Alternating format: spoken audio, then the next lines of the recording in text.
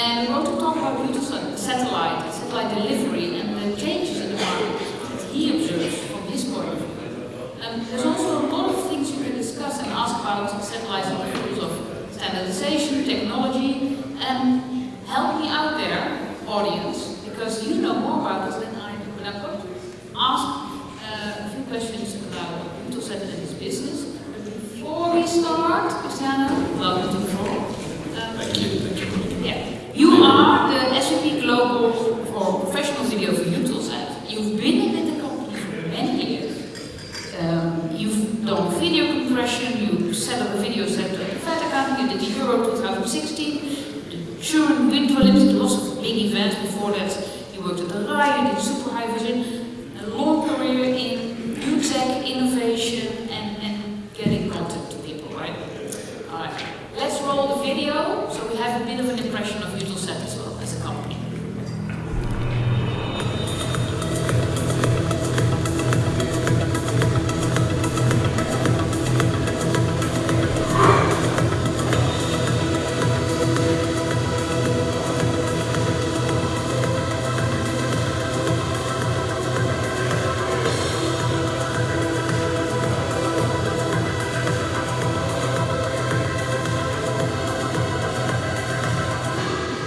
It's a multicultural platform, a good strong reach and an established market, a good particularly across Europe and North Africa and into the Middle East.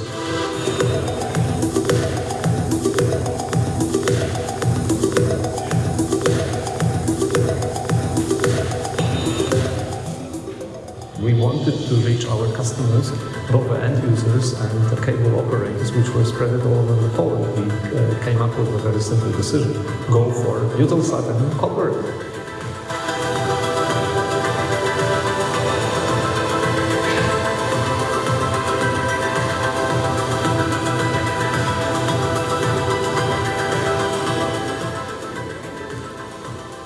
C'était un choix stratégique, non seulement pour la position géographique et pour le footprint qui nous permet de toucher un nombre important de plateformes qui font la 4K et qui s'intéressent aux chaînes 4K, mais aussi c'est un satellite très prestigieux.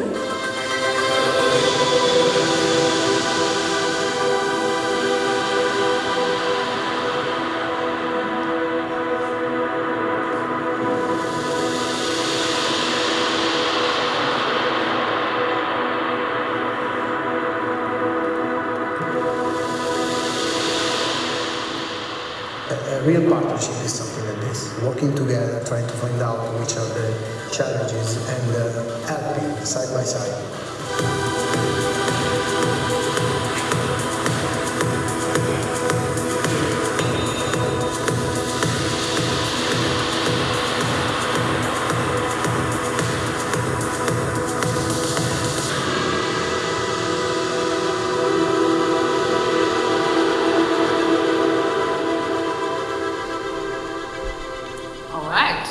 And maybe you can add the figures actually. How many satellites do you have going around the world and bringing us TV?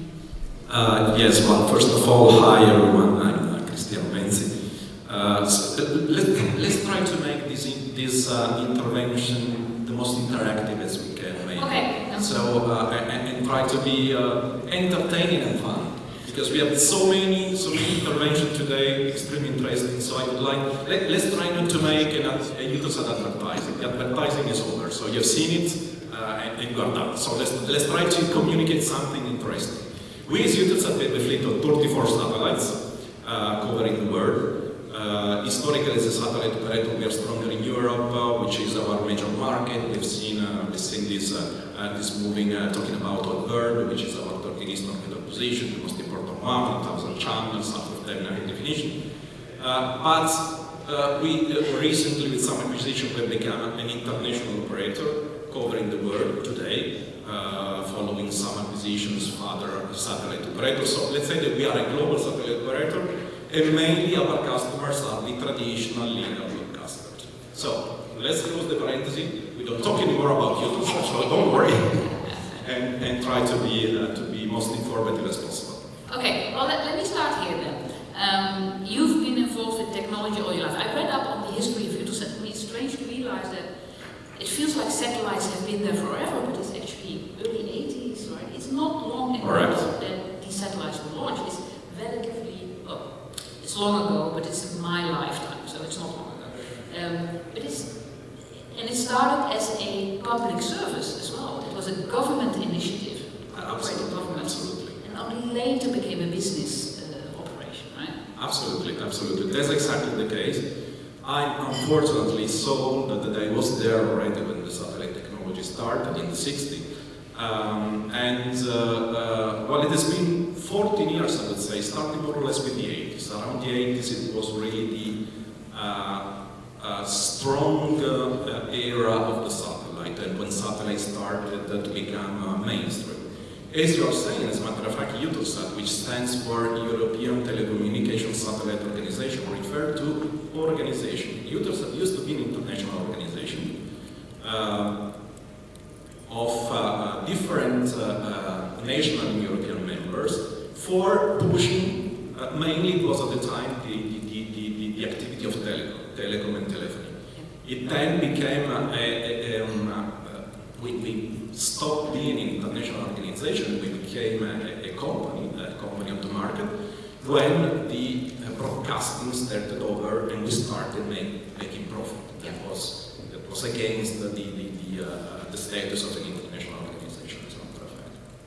So, because what I'm always really interested in is how these systems are changing. And you say, okay, it started out for telecommunications, then broadcasting became the main point of view. Now, in some regions, I live in Duivendrecht, small village south of Amsterdam, where we have fantastic broadband cable, and now we have 2 fiber companies literally going house to house in our street, because there's 2 fiber companies in our street as well. We have more access broadband than we could possibly ever need. I mean, ask me 10 years ago, I'd say, you can always use more, and now I think it actually works already. And so in some regions, the satellite television distribution is probably less relevant, in others it's super relevant, but in the field of satellite as an infrastructure of humanity, there's so much happening right now. I mean, I think most people here will know, but Elon Musk has Starlink. He now has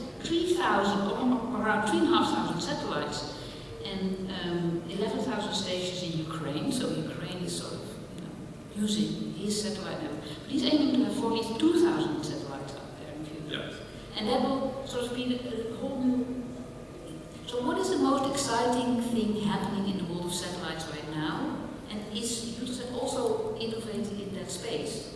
Because I was always surprised that how can it be that for a war in Ukraine we have to rely on one commercial company somewhere from this talented crazy guy in the US instead of from a European organized public network service?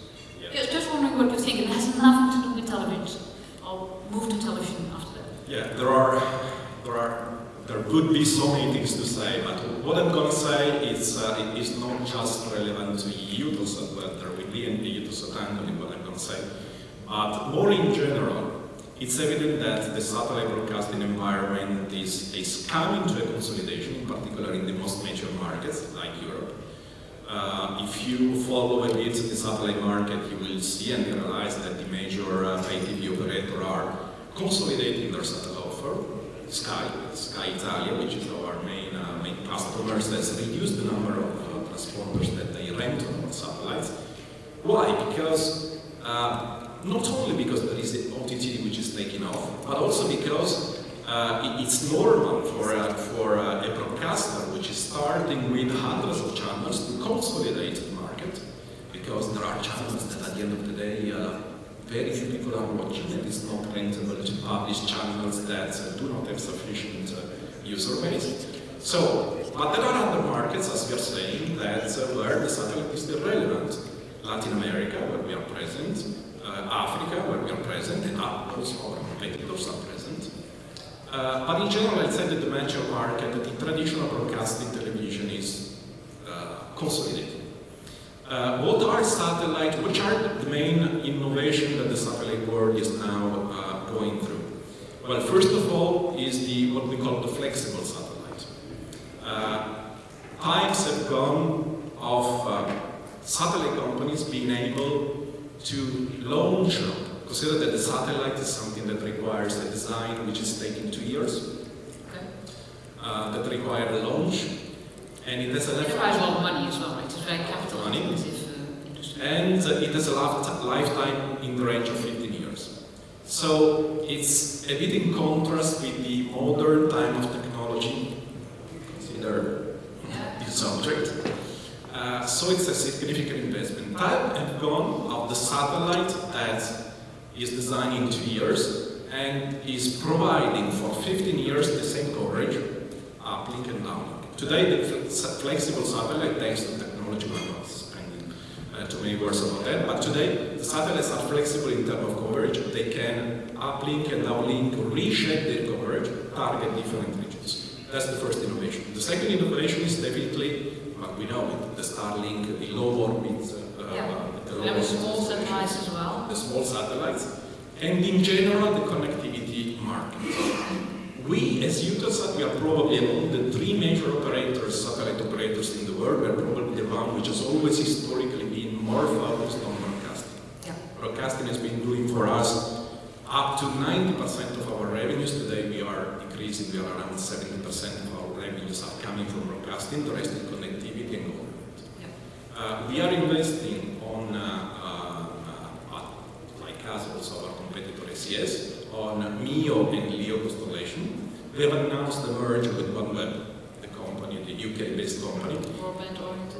Broadband. And we have also launched, we have probably been the first operator in Europe to launch a high-throughput satellite based on Ka technology in 2011. We now have 2 satellites in the fleet. The previous satellite has been sold to another operator, Viasat.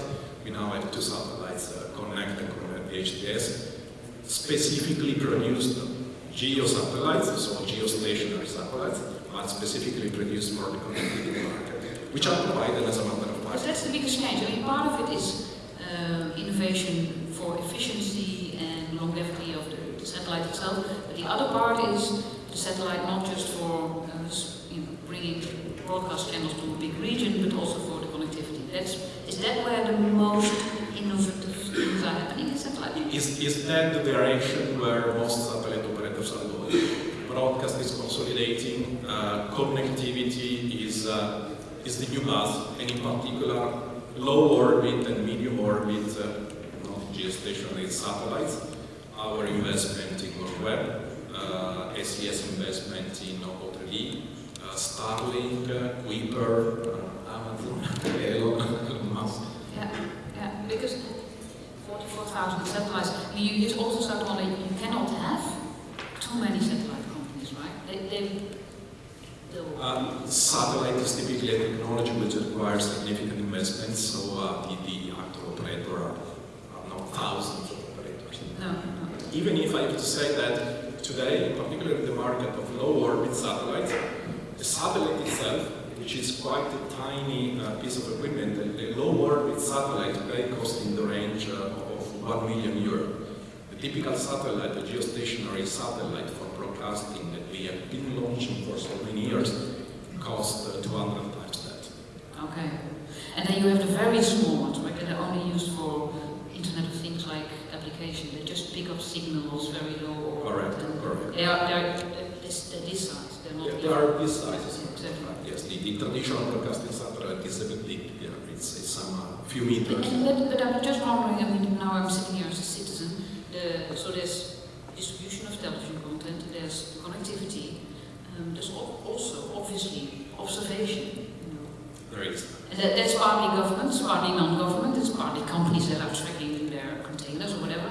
But could you talk a little bit about what's happening in that sphere?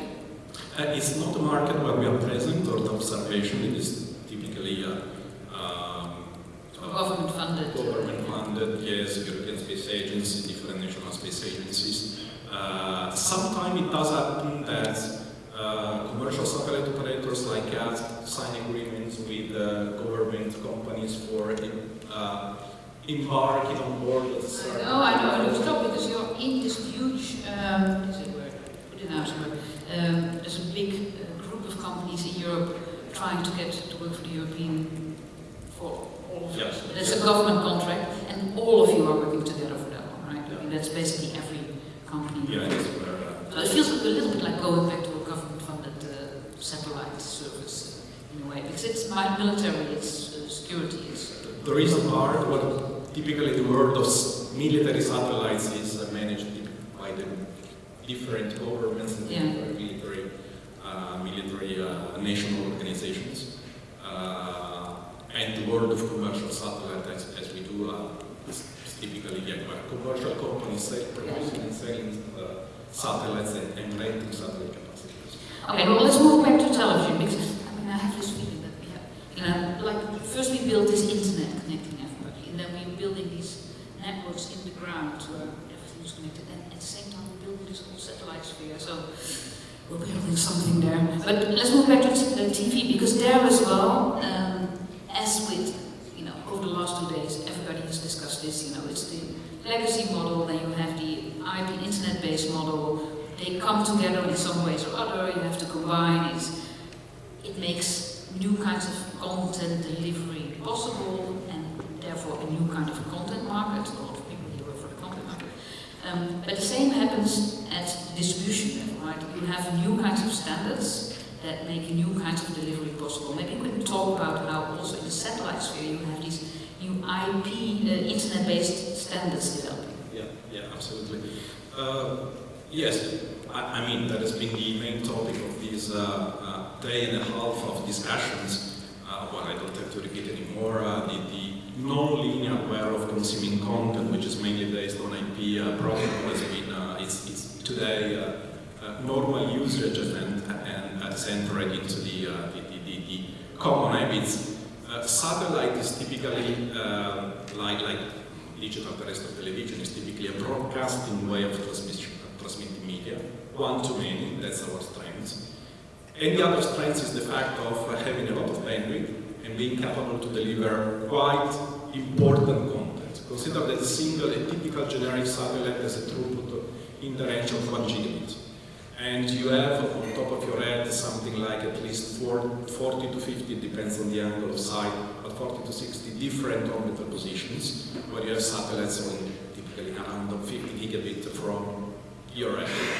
There are today the H-throughput satellite, consider that a H-throughput satellite, which is typically a connectivity satellite, is a throughput typically in the range of 100 gigabits. So the capacity that you have from the satellite is huge. But the characteristic of the satellite is broadcast, so one to many and linear. But of course, the satellite has the capability also to deliver content in different ways. And one of the different ways is IP native, because today customers are used more and more to take profit of content which is seen on this kind of device.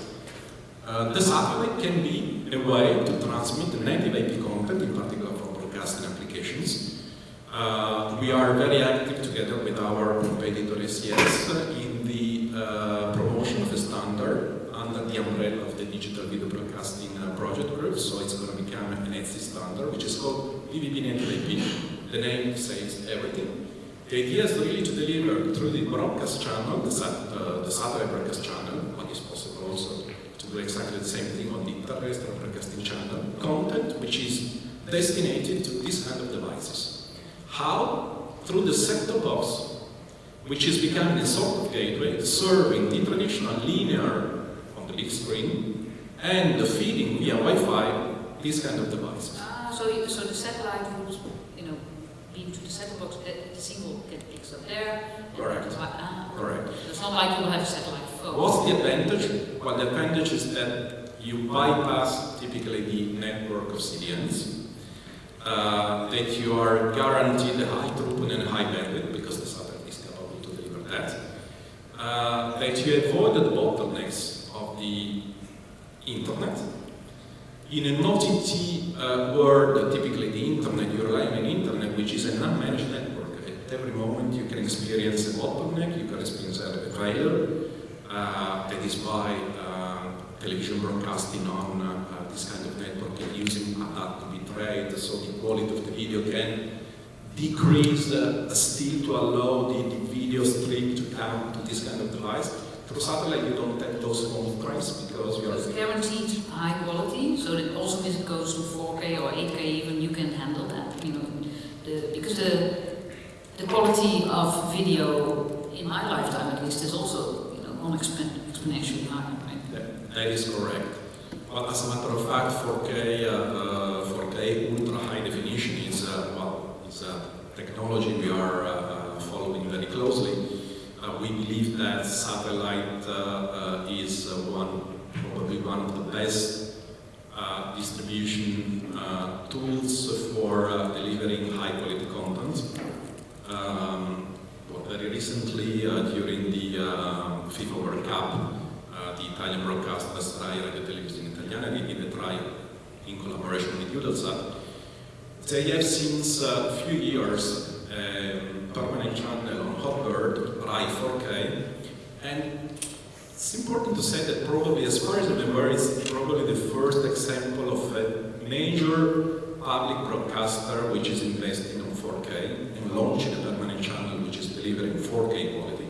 The channel is available only on satellite. During the Football World Cup, and my friends at Rai said we could do it because Italy apparently didn't qualify for looks like Italy didn't qualify. I'm Italian, I guess. So Italy looks like didn't qualify, and so they said, let's make this pilot where we are basically leveraging HDBTV, which is another standard for melting the broadcasting broadband. We can say a few words about that if there's some time left. They did this pilot where they were basically delivering the signal of the World Cup in Ultra HD at the same time on satellite and also on terrestrial via the OTT, via the OTT portal. The fact is that they were obliged via the OTT portal to deliver the signal at 10 megabits per second, which is not sufficient quality for Ultra HD, while on satellite they had 25 megabits that was perfect for the quality of satellite. And on forums there have been messages saying, oh, how is that the quality of satellite is much better than the one that I get in. Okay, and that was a pilot, it's proven, it works, people notice it as well. Of course, we don't have the screens everywhere yet, and this market is still very young. Do you think, what is the timeline on that one? Do you think more of that will happen very soon, or is this more long-term view? You said something. You said screens are probably not. It was a pilot. Screens are not probably there. Well, as a matter of fact, screens are there because today it was something also that was said in the previous panel. The smart TV is becoming the reference screen. Okay. Yeah. It's definitely the smart TV. If you go in a shop, can you buy a stupid TV? No. You can't anymore. The only TV set that you find on the market today is a smart TV. And most of them, almost all of them, are UHD native. They are capable, they are as a minimum 4K. And now there is also the 8K because it's sexy, because more pixels. There are no transmission in 8K whatsoever. Probably just one in Japan. But, yeah, as a matter of fact, 4K isn't taken off as we would have liked. Because it's a complex, it's quite a complex matter that would require probably more than the 20 minutes we have allocated. But let's say that we do have also in our major orbital position at Bird at the moment 15 UHD channels, and we are trying to support the independent broadcasters that are producing 4K content to come on satellite and really leverage the best quality possible. And these could also be super niche broadcasters like the Zen TV. Exactly. It doesn't have to be football for everybody. It could be Zen TV for people. Exactly. Yes, in the video clip that we saw, Nela Pawlowska, the general director of Zen TV. Zen TV is one of the thematic channels, wellness, well-being, that we have on Hotbird delivering 4K quality. Let's talk about HBB-TV, but let me also look at the room. Are there questions? Because please, we're talking away here. Feel free. Not yet. Okay. Let's talk about HBB-TV. I mean, that's one of those interesting technologies that combines two different modalities: the internet broadband interaction and the distribution of broadcast. And it's very popular in some countries, Italy, Germany, Czech Republic actually, but not at all in others. I mean, this is not a technology question, it seems. Is it a business question or is it a cultural thing? What is happening there that some countries pick it up and others don't at all? That's a very good question. The short answer is that I do not have the answer. The longest answer is that I believe, I cannot say it surely, but I believe that that's really probably an interest from the broadcaster to promote the technology, to invest in the technology, and also probably a market adoption question that can be different country by country. Again, I'm Italian. I don't live in Italy, but I recently went back to Italy and I had the opportunity to purchase a new TV set for my flat in Italy. I have to say that I was surprised.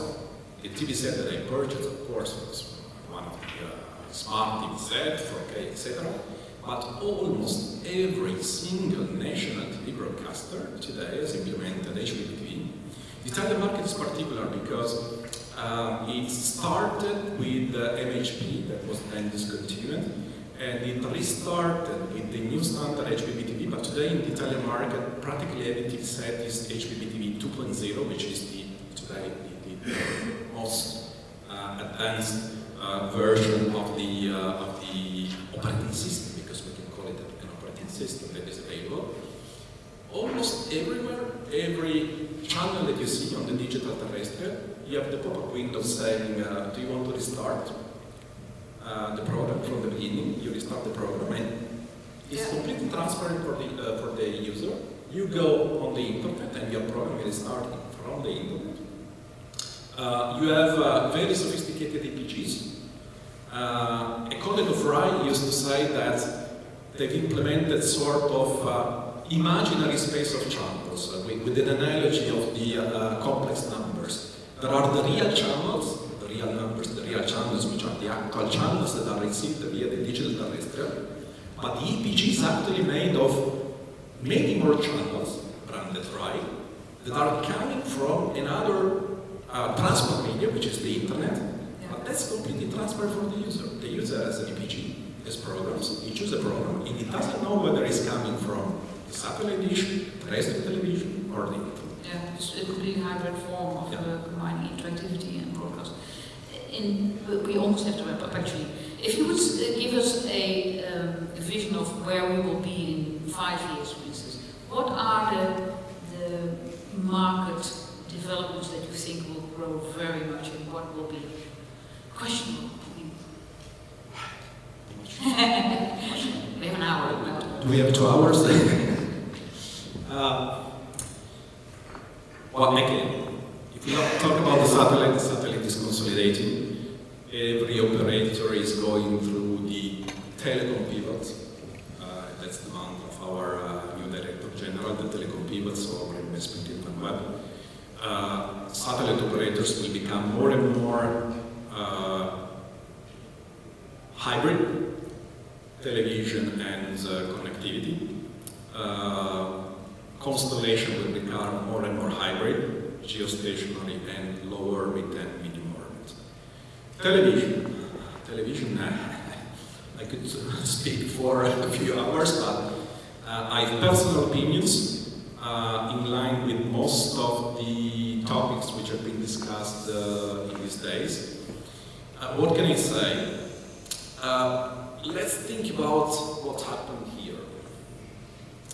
There used to be a time, not much time ago, where we used to have the Windows Mobile, the Blackberries, today. The time where people used to call people. Today, Android and iOS.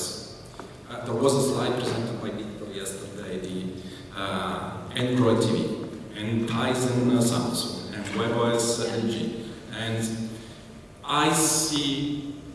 I believe it's possible that market consolidates. And it consolidates to 2 systems or 3 or? It might be 2 systems. I would say that for the sake of let's say, avoiding company biased deployments of technology. If it were to be HDTV, the standard OS for television probably would be better for everyone. But today it was stated very clearly yesterday. Today Tizen, Samsung is the leader. It's 40%. And of course they have understood very well that they might have copied the model which is typical, which was the Apple model, OS applications, and everybody developed their applications. But in that particular market, there is another trend that to me is extremely important. It was mentioned also during the previous panel. It's the fact that many operators are now trying to cut the cable which is going from the set-top box and the TV set. The HDMI disappearing. Sky Glass. Sky is the typical example of a content operator which is trying to impose its own user experience through the screen. The screen. This is a screen. That is a screen. The big screen is a screen. So, and also what's going to end up? We don't know. I will be retired anyway, so good luck to all of you. I believe there will definitely be a consolidation there on the technology. Also, and will the consolidation be still TV platforms and online platforms, or will there actually be a consolidation that we just have iOS and Android and maybe a third one and that's it? Or any screen, any box, anything out there? Again, that's hard to say. In my personal opinion, I believe that there is bound to be a consolidation, a technology consolidation on that particular market. Whether it's going to be the brand winning with their own OS, it's possible. As a matter of fact, today, brands have won with their own OS, Apple and Android. So it's even possible that we go in that direction. Are the TV manufacturer ready to open their own OS for leaving somebody else to take care of the content and provide user applications delivering content? That is debatable as well. Samsung and TV Plus, Samsung TV Plus is the example that they are trying to enter in the market where they are content deliveries, they are providing content.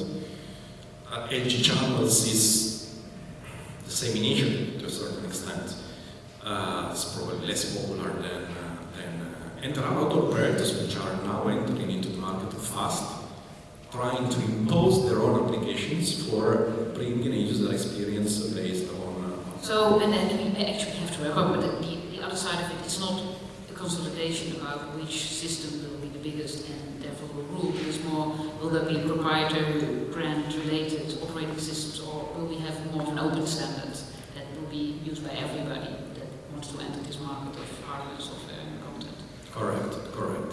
That's would be my personal preference, but I'm not doing the market myself, I'm afraid. No, but it's funny because it started also as a public organization.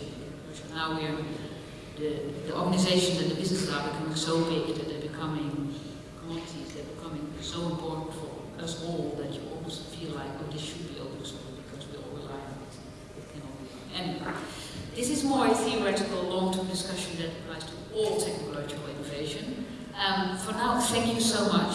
Thanks to you all. We're interested. And thank you also because we're going to lunch.